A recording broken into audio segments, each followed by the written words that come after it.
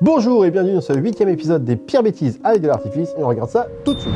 Alors, on est sur un monsieur qui... Oh bah ça alors, il tient une fusée à la main. Mais dis-moi Jean-Mi, est-ce que planter la fusée dans le sol, c'est une bonne idée? Attends mon petit gars, je regarde. Oh non, on dirait pas. Bon, voilà. De manière... Aïe. De manière générale, une fusée se plante jamais dans le sol. Si vous la plantez dans le sol, elle va rester au sol. Ça paraît bête, mais bah voilà, c'était bête, on est d'accord. On vous conseillera donc d'utiliser des rampes de lancement pour vos fusées. Que ce soit un tube en PVC, une bouteille en verre remplie d'eau, on s'en fiche, il faut qu'elle puisse glisser dans son support pour partir en l'air et exploser. Donc là on est pareil sur un truc tiré apparemment en plein milieu de la rue, ce qui n'est pas forcément la meilleure des idées. Pour l'instant tout va bien, je rappelle qu'on est dans les pires bêtises, et voilà.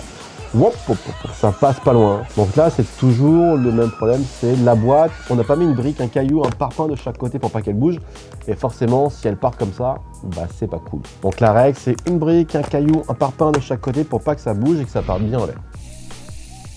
Alors, déjà, on ne passe pas devant une caméra quand on filme, madame. Qui vous a appris ça? Donc on est sur une petite fontaine, bon bah sur le balcon, sur la terrasse, ok, bon il n'y a pas forcément 8 mètres de sécurité, mais pour l'instant c'est pas dérangeant, faut juste espérer que ce soit bien une fontaine et que ça change pas quoi. Voilà, donc là ça part en l'air, ça reste droit et c'est couché, ça y est, et c'est parti. La personne a arrêté de filmer. On pourrait se demander pourquoi est-ce qu'elle a arrêté de filmer cette personne. Il ne fixe pas, il n'assure pas la stabilité du produit. Donc, à chaque fois, ça bouge. Faut lire les notices et les respecter. Assurer la stabilité du produit pour pas que ça bouge. Et bah, ça explose devant les gens. Donc, faut faire attention. Donc, celle-ci, c'est la vidéo la plus drôle selon notre monteur. On va voir ça tout de suite. Quelque chose de drôle. Pas dangereux, drôle, on a dit. Hein. Qu'est-ce qu'il fait?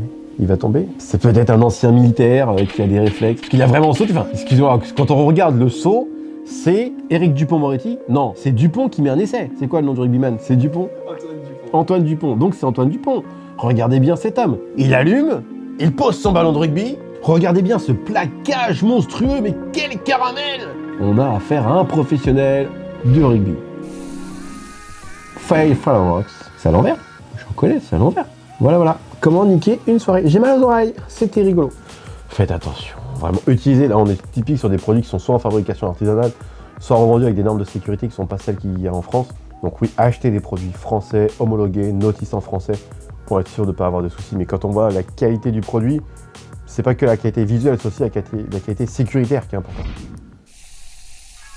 Ensuite, donc on est en plein milieu de la rue, ça part en l'air, ça explose. Alors le premier coup, en général, il part bien en l'air. Par contre, c'est après où ça se couche.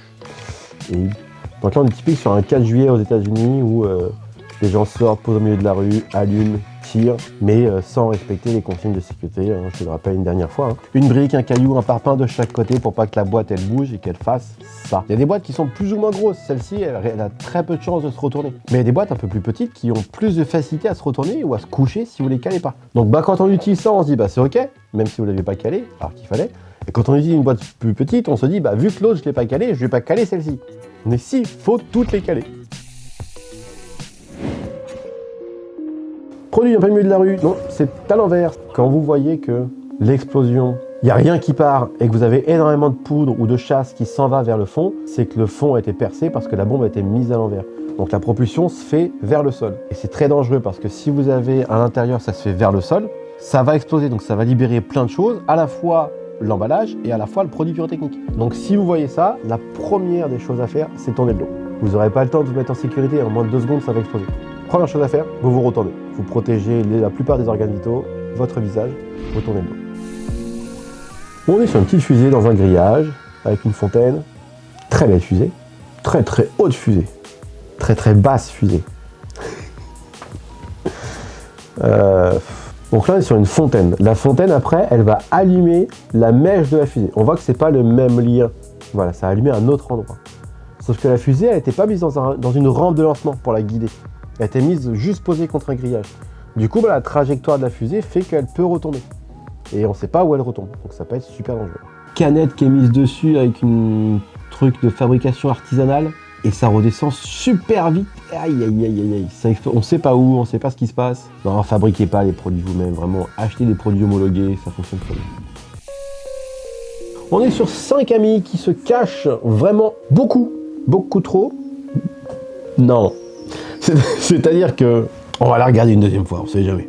Donc on a sur 5 personnes qui se sont très bien cachées pour que ça retourne à l'air. À mon avis, c'est pas possible, c'est un fake. C'est pas possible que ça arrive comme ça. Parce que là, on a une scénographie où ils sont 5 à allumer, ils sont tous à côté, ils arrivent, ils sont tous habillés pareil, ils se cachent tous derrière le même endroit, il y en a qui sautent et tout, ils surjouent à fond. Et le produit, à mon avis, est juste dans leur direction et c'est pas possible que ce soit une vraie vidéo. Les gens, ils ont cherché ça.